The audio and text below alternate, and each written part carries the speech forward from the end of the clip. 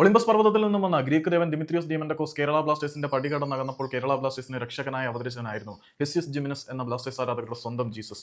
ഈ മനുഷ്യൻ കേരള ബ്ലാസ്റ്റേഴ്സിന്റെ തട്ടകത്തിലേക്ക് കാലെടുത്ത് കുത്തിയിരിക്കുന്നത് ചരിത്രം തിരുത്തുവാൻ തന്നെയാണ്. അതിൽ യാതൊരു മാറ്റവും കാരണം വന്നപ്പോൾ തന്നെ ചരിത്രം തിരുത്തി തുടങ്ങിയവനാണ്. പലരും ഇപ്പം ഹെസിയസ് ഉഴപ്പനാണ്, സ്പീഡില്ല, മാങ്ങയാണ്, തേങ്ങയാണ് എന്നൊക്കെ പറയുന്നുണ്ട്. സ്പീഡില്ലാത്തതിന്റെ കാര്യം പുള്ളി ഒരു ഇഞ്ചുറി കഴിഞ്ഞ് ജസ്റ്റ് ഇങ്ങോട്ട് വന്ന് കയറിയതേ ഉള്ളൂ. അപ്പം ലാസ്റ്റ് ഇഞ്ചുറി ഒക്കെ കഴിഞ്ഞ് റിക്കവർ ആയിട്ടാണ് ഹെസിയസ് കേരള ബ്ലാസ്റ്റേഴ്സ് കളിക്കാൻ തുടങ്ങിയത്. ഇവിടെ ഗാരി ഹൂപ്പറിന് ശേഷം അല്ലെങ്കിൽ ഗാരി ഹൂപ്പർ മുതൽ ഇങ്ങോട്ട് കൊടികെട്ടിയ 9 സ്ട്രൈക്കർമാരുണ്ട്. ഇതിനകത്ത് ഏത് സ്ട്രൈക്കറാണ് ആദ്യത്തെ മത്സരത്തിൽ സെറ്റ് ആയത്?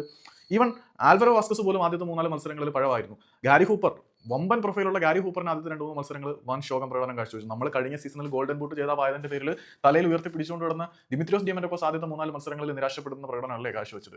ആരാണ് ഇവിടെ ആദ്യത്തെ മത്സരത്തിൽ വന്ന് ഗോൾ അടിച്ചത്? ഈ കൊടികെട്ടിയവന്മാർക്കൊന്നും ആദ്യ മത്സരത്തിൽ ഗോൾ അടിക്കാൻ പറ്റിയിട്ടില്ലായിരുന്നു. അവർക്ക് ഈവൻ ഡിമിയുടെ കാര്യം പറയാനാണെങ്കിൽ ഡിമിക്ക് പ്രീ സീസൺ ട്രെയിനിങ് ഉണ്ടായിരുന്നു, അതുകൂടാതെ സന്നാഹ മത്സരങ്ങൾ ഉണ്ടായിരുന്നു, ഒരുപാട് സാധനങ്ങൾ വാസ്കസിനും അതെല്ലാം ഉണ്ടായിരുന്നു. പക്ഷേ ജീസസ് അല്ലെങ്കിൽ ഹെസിയസ് ജിമിനസിന്റെ കാര്യത്തിലേക്ക് വരുമ്പോൾ അയാൾക്ക് ഒരു തേങ്ങ കിട്ടിയിട്ടില്ല. പ്രീ സീസൺ ഉണ്ടോ? ഇല്ല. ഡ്യൂറന്റ് കപ്പ് കഴിഞ്ഞിട്ടാണ് ടീമിനോടൊപ്പം ജോയിൻ ചെയ്യുന്നത്. അപ്പം ബ്ലാസ്റ്റേഴ്സിന്റെ ലാസ്റ്റ് സ്ട്രൈക്കർ എവിടെ, സ്ട്രൈക്കർ വരുമോ ഇല്ലയോ എന്ന് പോലും ആശങ്കപ്പെട്ടിരിക്കുന്ന സാഹചര്യത്തിലാണ് ഹെസ്യൂസിന്റെ സൈനിങ് വരുന്നത്. പുള്ളി ആദ്യ മത്സരത്തിന് ഇറങ്ങുന്ന ഒരു പ്രോപ്പർ ട്രെയിനിങ് സെഷൻ പോലും അറ്റൻഡ് ചെയ്യാതെയാണ്.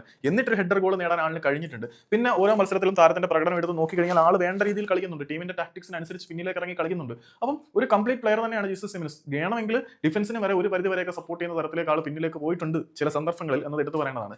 പിന്നെ ബാക്കിയുള്ള ഘടകങ്ങൾ ജീസസ് ജിമിനസിന്റെ കാര്യത്തിലേക്ക് നോക്കാനാണെങ്കിൽ ആള് സ്പീഡ് ഇല്ലാത്ത താരമാണെന്നാണ് പലരും പറയുന്നത്. പക്ഷേ അനാവശ്യമായിട്ട് ഗ്രൗണ്ടിൽ കിടന്ന് പട്ടിയെ പോലെ ഓടേണ്ട കാര്യം എന്താണ്? ആവശ്യമുള്ള സമയത്ത് പുള്ളിക്ക് ആക്സിലറേഷൻ ഉണ്ട്, സ്പീഡ് ഉണ്ട്, നല്ല വിഷൻ ഉണ്ട്, ക്രിയേറ്റിവിറ്റി ഉണ്ട്, സ്കിൽ സെറ്റ് ഉണ്ട്, എല്ലാം ഉണ്ട്. ഒരു കംപ്ലീറ്റ് പെർഫെക്റ്റ് പാക്കേജ് തന്നെയാണ് ഹെസിയസ് ജിമിനസ് എന്നാണ് ഞാൻ വിശ്വസിക്കുന്നത്.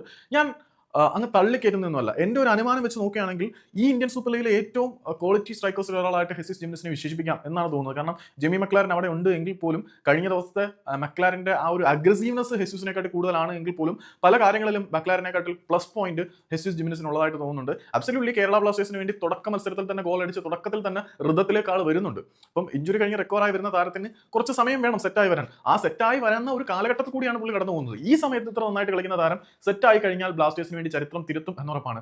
ഓൾറെഡി ആൾ ചരിത്രമൊക്കെ തിരുത്തി എന്ന് തന്നെയാണ് ഞാൻ വിശ്വസിക്കുന്നത്. തുടക്കത്തിലെ തന്നെ ഗോൾ സ്കോർ ചെയ്യുന്ന അറ്റാക്കർ നമുക്ക് ഇവിടെ ഇല്ല. അതായത് വിദേശ താരങ്ങൾ വന്ന് തുടക്കത്തിലെ ഗോൾ അടിക്കുന്ന പതിവൊന്നുമില്ല. പക്ഷേ ഇവൻ നിരാശപ്പെടുത്തിയിട്ടില്ല. So we can trust him. He will make history for us.